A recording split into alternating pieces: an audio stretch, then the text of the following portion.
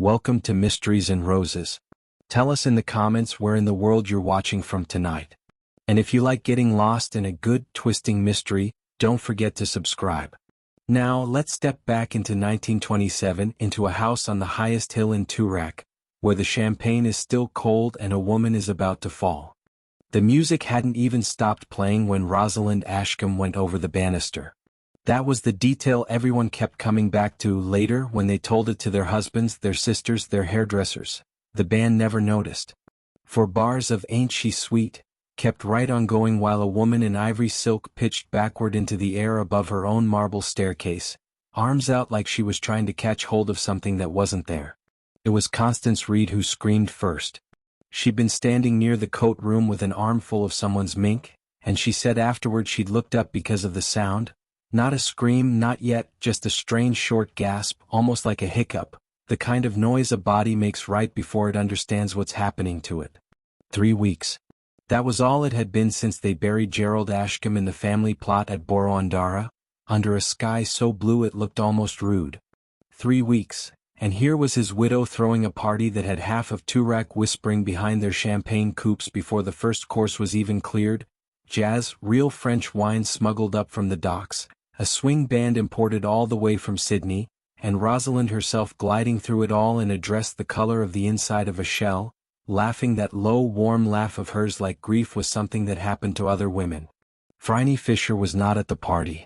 She would think about that afterward more than she cared to admit, that she'd been 3 streets away at the time, finishing a gin fizz and an argument with a man who didn't matter, while somewhere above Toorak a woman was teetering on the edge of her own staircase in front of 80 guests who'd come specifically to gossip about her. By the time Phryne's cream Hispano-Suiza came screeching up the gravel drive, summoned by a telephone call so frantic she'd barely caught half the words, Rosalind Ashcombe was lying at the bottom of the stairs with her hip bent at an angle hips are not meant to bend, blood threading down through her hair from where it had caught the newel post on the way down, and 80 guests standing frozen around her like a photograph nobody had thought to develop yet. She was still breathing. That was the thing Phryne would remember with her whole chest, not the blood, not the screaming, but the sound of Rosalind Ashcombe breathing, ragged and wet and much too slow, while some fool of a man kept saying don't move her, as though anyone had suggested otherwise. Someone get a doctor, Phryne said, and her voice came out steadier than she felt, which was, she'd always thought, half the trick of being any use at all in a crisis. She was already on her knees on the cold marble, silk stockings be damned, 2 fingers pressed under Rosalind's jaw, feeling for a pulse that fluttered like something trying to get out of a cage. She's alive. Not loud. Just enough for the room to hear it and remember how to breathe again. It was only when the doctor finally arrived, a thin, nervous young man who kept dropping things, that Phryne looked up, properly looked at the staircase itself. At the carpet runner kicked half loose near the top. At the single scuff mark on the marble just where the banister curved. A mark that hadn't come from a woman losing her balance in dancing shoes. Someone had been standing right there. Close enough to touch her. Close enough to push. And whoever it was had melted back into 80 laughing, drinking, dancing guests so easily that not one of them, not the maid by the coats, not the band still playing, not a single soul in that glittering room, had seen a thing. Phryne Fisher rose to her feet, smoothed down her dress with hands that were not quite steady, and looked around the room at all those bright, curious, frightened faces. Somebody here, she thought, had just tried to kill a widow 3 weeks into her mourning. And somebody here was going to regret that she'd been 3 streets away instead of 1. The solicitor came to see her 2 days later, in the pale gray hour just after breakfast, dressed like a man who had not slept and did not intend to admit it. His name was Julian Voss, and he had been Gerald Ashcombe's man of business for 11 years. A narrow, careful sort of man with ink-stained fingers and the permanently startled eyebrows of someone who spent his life reading other people's secrets in fine print. He sat very upright on the edge of Phryne's settee, refusing tea twice before finally accepting it and then not drinking it at all. Miss Fisher, he said, I'll be direct because I haven't the constitution for anything else this morning. I don't believe Gerald Ashcombe died of a heart attack. Phryne raised one eyebrow over the rim of her cup. The death certificate says otherwise, Mr. Voss. The death certificate says what Dr. Wren was told to see. Voss's hands, she noticed, would not quite stay still in his lap. Gerald was 46. Rode for his college. Walked 6 miles most mornings before breakfast and complained the whole way about how soft the rest of us had gotten. Men like that don't simply stop. Not in their sleep, not 2 days after signing a will that left everything to his wife. People's hearts don't consult their exercise habits before failing, Mr. Voss. No, he agreed. But their skin doesn't usually turn the color his did in the last hour either. I saw him, Miss Fisher. I was called to the house that morning to witness some papers, and I saw him before they'd finished, that gray-blue color around the lips. I've seen a man look like that once before. In Flanders. It wasn't his heart that killed him there either. Something in Phryne's chest went very quiet and very alert, the way it always did just before a case became something worth losing sleep over. And now, she said slowly, 3 weeks later, someone tries to put his widow down the same staircase her husband used to descend every morning for his 6 miles. Which is precisely why I've come to you and not to the police.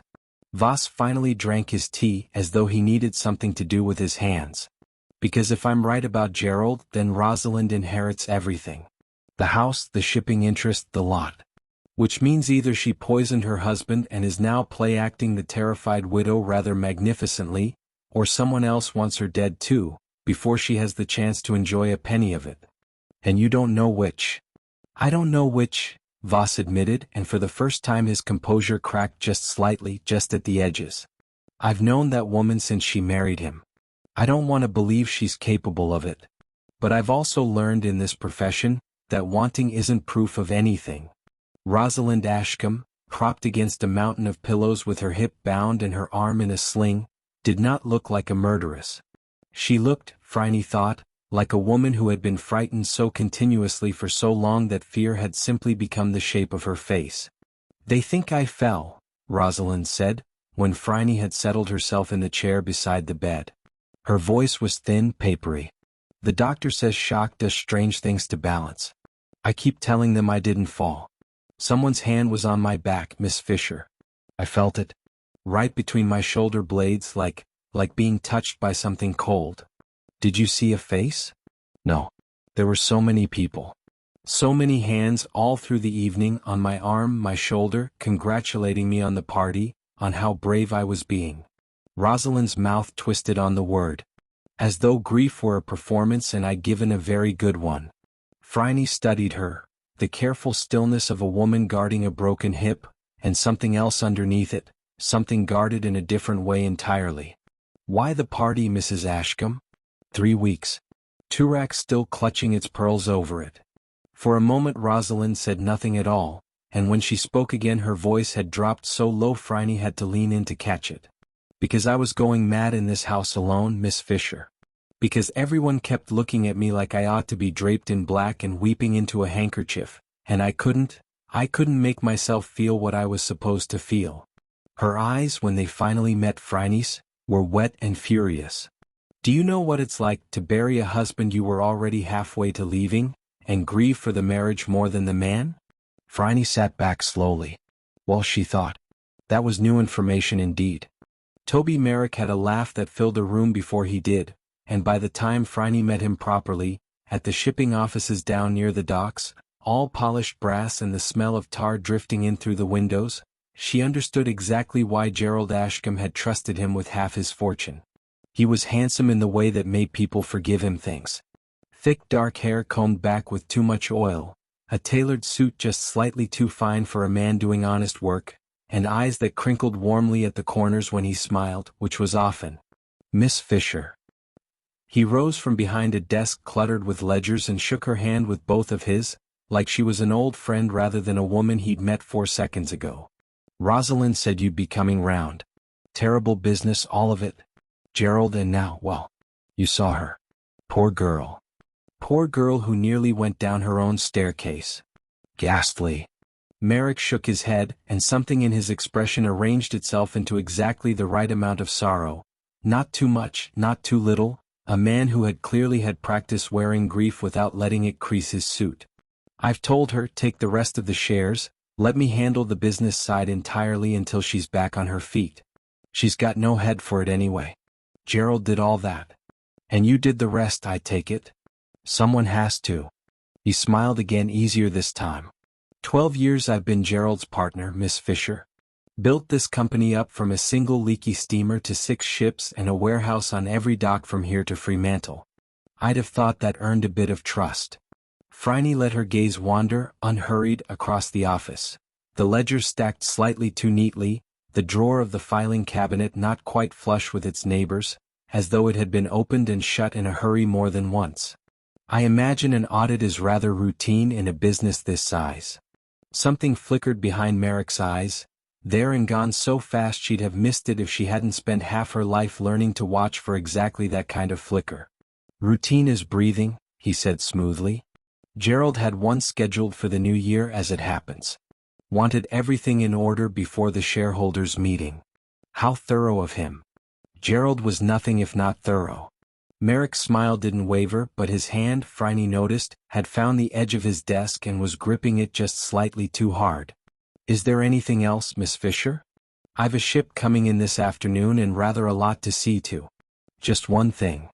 Phryne rose, smoothing her gloves, letting the pause stretch just long enough to be uncomfortable. Where were you the night of Mrs. Ashcombe's party, Mr. Merrick? Right there, same as everyone. Dancing rather badly with Constance Reed, if you must know. Ask her, she'll tell you I trod on her foot twice. I shall. Constance Reed, when Phryne found her that evening at a rather duller party than the last one, confirmed it readily enough, giggling into her champagne. Oh, Toby's a menace on a dance floor, always has been. Trod on my foot the whole first half of the evening, I've the bruise to prove it. The whole first half? Practically glued to my side till, oh gosh, till Rosalind went over the banister, I suppose. We were dancing when we heard the scream. Constance's laughter faded, replaced by something queasier. Poor Rosalind. Do you think someone truly meant to hurt her? Phryne didn't answer that directly. Instead she thanked Constance, took her leave and stood a moment on the front steps in the cool dark, turning the shape of the evening over in her mind like a coin she couldn't quite place the value of. An alibi. A solid one, corroborated, timed almost too neatly to the very moment of the fall. Which meant one of two things, and Phryne had learned long ago to be suspicious of alibis that fit a crime this precisely, because a truly innocent man rarely thought to have one ready at all. She thought of the filing cabinet drawer not quite flush. She thought of an audit, scheduled for the new year, that a dead man had ordered and would never live to see completed. She thought of gray-blue lips in a dead man's face, and a hand pressed cold between a living woman's shoulder blades. Somewhere in Melbourne tonight, she thought, a man was sleeping easily on a very great deal of money that wasn't his, and he had needed, very badly, for two people never to compare their books. He had gotten one. He had not yet gotten the other. And Phryne Fisher did not intend to give him the chance. The warehouse smelled of salt and rope and something faintly sweet underneath, like fruit going soft in its crates, and Phryne stood in the doorway of it at 11 o'clock at night with her heart going harder than she'd admit to anyone but herself. Jack Robinson had not wanted her to come alone. He'd said so, quite firmly, standing in his shirt sleeves in the police station with a look on his face she'd come to know rather well over the past year, the look of a man who knew arguing with her was pointless and hated that he knew it. If Merrick's our man, he'd said, he's already killed once and tried twice. You don't go poking about his warehouse at night without me there, Phryne. Then come, she'd said, and something had passed between them that wasn't quite a smile, warmer than the words either of them had actually said, the kind of look that lingered a beat too long before either of them remembered themselves and looked away. But Jack was 3 streets over now, quietly rousing a magistrate for a warrant, and Phryne had never in her life been very good at waiting for paperwork when a filing cabinet drawer wouldn't sit flush. The lock gave easily enough to her hairpin. Inside, moonlight through high windows fell in pale bars across stacked crates and coiled rope, and at the back, behind a half wall of shipping ledgers, a light burned low under a door that shouldn't have had anyone behind it at this hour. She heard his voice before she saw him. Low, urgent, the particular hush of a man on a telephone saying things he didn't want overheard. No, it can't wait till the new year, don't you understand, the audit? A pause. Because she's not dead, that's why, and now she's got that Fisher woman crawling all over the business, asking about the accounts, asking about the filing cabinet. Phryne went very still in the dark between two crates, her pulse loud in her own ears. I need the second set of books gone by morning, Merrick said. Burned, I don't care, and I need... He stopped. He stopped because the floorboard under Phryne's left foot had chosen that precise moment to groan. The door came open so fast she barely had time to step back, and there he was, Toby Merrick, all that warm handsome charm stripped clean off his face like paint in the rain, replaced by something flatter and much colder. Miss Fisher. His voice had lost its easy roll entirely. I did wonder how long you'd take. Not long at all, as it happens. She kept her chin up, her voice light, though every nerve in her body had gone taut as wire. You poisoned Gerald Ashcombe. Digitalis, I'd wager, enough to stop a rowing man's heart and leave his lips the color of a bruise, and quiet enough that a nervous young doctor never thought to look past it. Clever girl. He said it without any warmth at all now, moving slowly, deliberately, to block the narrow space between the crates and the door. 12 years I built this company. 12 years, and Gerald was going to hand a stranger's auditor the keys to prove I'd been quietly borrowing from it. I only ever meant to borrow, Miss Fisher. It simply grew. The way debts do. And Rosalind? Rosalind inherits everything he had. Which means Rosalind inherits the audit too, eventually, whether she wants it or not. His hand slid, unhurried, toward his coat pocket, and Phryne's whole body went cold and sharp with the understanding of exactly what that gesture meant. I'd hoped the stairs would settle it quietly. No poison to trace, no suspicion at all, just a woman overwrought with grief taking a tumble. Very sad. Very ordinary. Not ordinary enough, apparently. No. Something almost regretful crossed his face, gone as fast as it came. You really are rather too good at your job, Miss Fisher. I'm sorry for that. The knife, small, the kind a man might use for opening crates 100 times a day without anyone remarking on it, caught the low lamplight as he came toward her, and for one long, breathless second Phryne understood with perfect clarity that she had gone into that warehouse without waiting for Jack, and that the mistake might well be the last one she ever made. Then, from the doorway behind Merrick, a voice she knew better than her own heartbeat said, flat and hard as iron. Merrick, drop it. Jack Robinson stood silhouetted against the moonlit dock outside, revolver already leveled, 3 constables fanning out behind him, and for the briefest instant before Merrick's shoulders sagged in something like surrender, Phryne caught Jack's eyes across the dim warehouse and felt her heart do something complicated and warm and entirely inconvenient, right there in the middle of catching a murderer. Act 5, What the Morning Brings. They kept Toby Merrick in the cells at Russell Street until dawn, and Phryne sat across from Jack Robinson's desk long after the sky outside had gone the pale gray gold of a Melbourne morning, a cup of tea gone cold at her elbow that neither of them had thought to refill. You could have waited, Jack said, not for the first time that night. He wasn't looking at her when he said it. He was looking at the paperwork in front of him, the confession Merrick had signed somewhere around 3 in the morning, once the second set of ledgers had been found exactly where Phryne had guessed they'd be, hidden behind a false back panel in his office. 5 minutes, Phryne. That's all the warrant needed. 5 minutes is rather a long time when a man's deciding whether to burn evidence, Jack. 5 minutes is nothing compared to what I felt walking into that warehouse not knowing if I'd find you standing or... He stopped himself. Set his pen down very carefully, as if it might break if he wasn't gentle with it.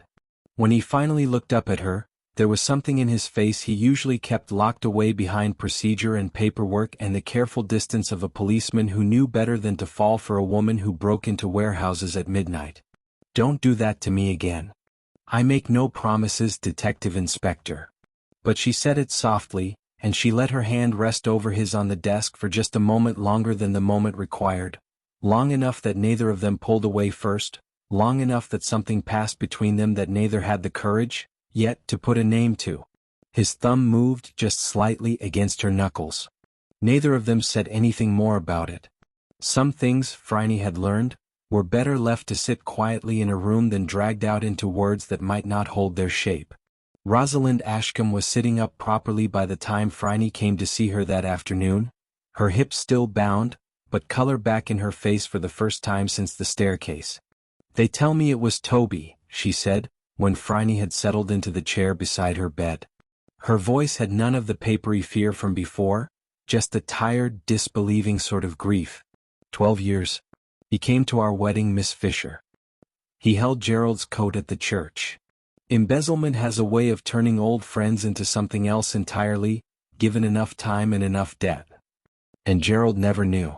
Never suspected a thing right up until Rosalind's hand tightened on the coverlet. Right up until he ordered that audit and signed his own end without realizing it. He didn't die a fool, Mrs. Ashcombe. He died a careful man who trusted a friend a little too long. There's no shame in that. Most of us do somewhere along the way. Rosalind was quiet a moment, turning that over. "I told you once I was halfway to leaving him. I want you to know that wasn't a confession, Miss Fisher. Only the truth. I didn't love him the way I ought to have at the end. But I never once wished him dead. I never thought you had." Phryne meant it. She'd known, somewhere around the second lie Rosalind never actually told her, that grief and guilt could look identical from across a room, and that only one of them made a woman a killer. "What will I do now?" Rosalind asked, and for a moment she looked less like a merry widow and more like a young woman who had woken up rich and alone and utterly unmoored. "The company. The house. All of it mine, and I've no earthly idea how to want any of it." "You'll learn," Phryne said, "or you'll hire someone honest to learn it for you, which is really the same thing done properly. Either way, Mrs. Ashcombe, you're still here to decide. That's rather more than Gerald got, and rather more than Toby Merrick will have for a long while yet." That evening, Phryne stood on her own balcony with a glass of champagne she hadn't quite finished, looking out over a Melbourne going gold and soft at the edges as the sun dropped low behind the hills. She thought of Gerald Ashcombe, dead of a friend's greed dressed up as loyalty. She thought of Rosalind, learning to carry a fortune she'd never asked to want. She thought of Toby Merrick, who had told himself for 12 years that borrowing wasn't stealing, right up until the lie required a body to keep it buried. And she thought, without quite meaning to, of Jack Robinson's thumb moving softly against her knuckles in a police station at dawn, and the particular quiet of two people who had decided, without saying so aloud, that some things were worth waiting for. Melbourne would go on being Melbourne, scandalous, glittering, full of secrets dressed up in evening silk. And somewhere in it, Phryne Fisher would always be exactly where the trouble was, 3 streets away or not at all, because that, she'd decided long ago, was rather the point of her. She raised her glass to the last of the light and drank to it. And that, dear listeners, is where we'll leave Phryne tonight. Glass in hand, city at her feet, one mystery closed and we suspect quite a few doors still left open. If you enjoyed your evening in Toorak with us, give this video a like, tell us in the comments where you tuned in from, and subscribe to Mysteries and Roses so you never miss the next case. Until then, stay curious and sleep with one eye on the staircase.